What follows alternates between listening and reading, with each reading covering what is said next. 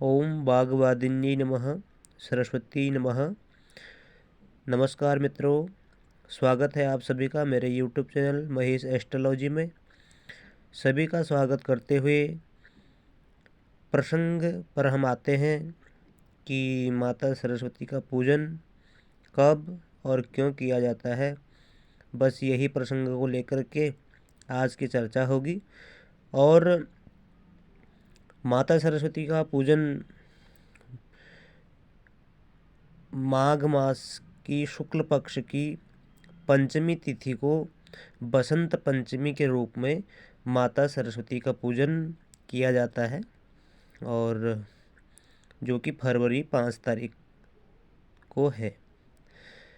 और 5 फरवरी को माता सरस्वती का पूजन लोग अपने अपने अनुसार करेंगे और करते भी आए हैं और करते भी रहेंगे, क्योंकि माता सरस्वती वाणी की देवी है। और आप इस स्वरूप को देखें कि माता धवल वस्त्रों में और चतुर्भुज रूप में है। तो ये चतुर्भुज रूप में एक में माला, एक में पुस्तक, एक हाथ में वीणा और एक हाथ से माता आशीर्वाद की मुद्रा में बैठी हैं। तो माता सरस्वती का पूजन बसंत पंचमी को क्यों किया जाता है, इस पर चर्चा करेंगे। कि जब विधाता ने सृष्टि की रचना करी और ब्रह्मा अर्थात विस्तार का नाम ब्रह्मा, तो ब्रह्मा जी ने जब सृष्टि का विस्तार किया तो सृष्टि तो बन गई, लेकिन फिर भी ब्रह्मा जी को एक अधूरापन का एहसास हुआ कि कुछ तो कमी रह गई है।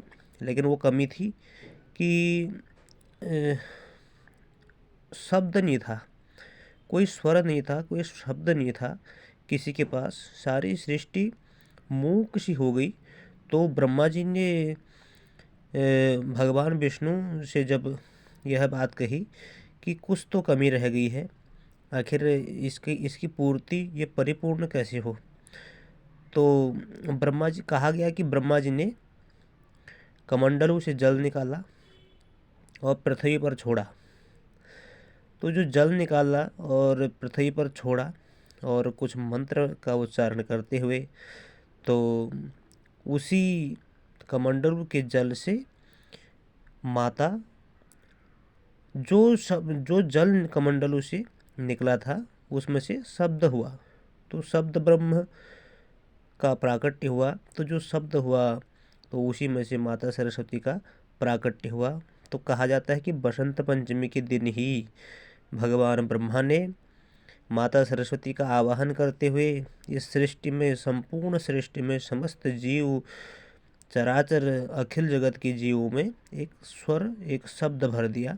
तो इसलिए माता सरस्वती स्वर की देवी भी कही गई है और वाग्वादिनी माता सरस्वती है। क्योंकि जो आप देख रहे माता के हाथ में वीणा है, तो स्वर कैसे दिया कि जब माँ चतुर्भुज रूप में प्रकट हुई, तो प्रकट होने के बाद ब्रह्मा जी ने कहा कि देवी, जो आपके हाथ पे ये वीणा है, इस पर आप स्वर छेड़ें। और माता ने स्वर छेड़ा तो इसमें से शब्द निकला, जो शब्द ब्रह्म के रूप में समस्त अखिल जीवों को शब्द के रूप में प्रदान किया गया। और एक शब्द हुआ सृष्टि में, जिससे परिपूर्णता ब्रह्मा जी को दिखी कि अब पूरा हुआ। और अनेक महत्व हैं।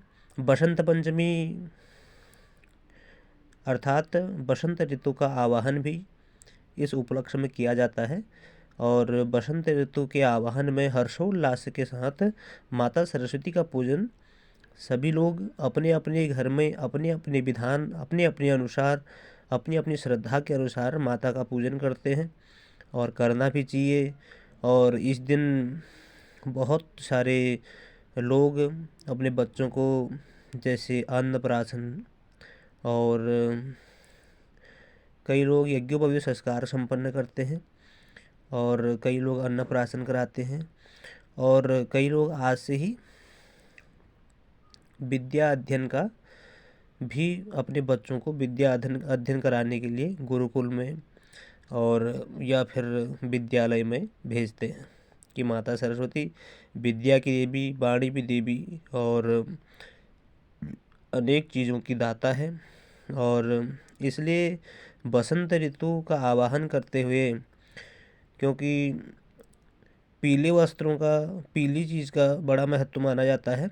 और एक इसका जो संकेत है कि बसंत ऋतु आती है, आपने देखे होंगे कि गेहूं की खेत में सरसों, पीली सरसों और लहलहाती हुई हमको नज़र आती है, और ये बसंत ऋतु का आवाहन है।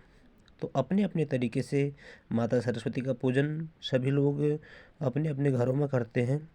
और आप सभी को भी अपने घर में माता सरस्वती का पूजन करना चाहिए और हमारे बच्चों में अच्छी सद्बुद्धि आए और अच्छी हमारी वाणी हो, क्योंकि हमारी वाणी में मुखरता और हमारी वाणी शुद्ध हो, हमारी वाणी में मुखरता आए।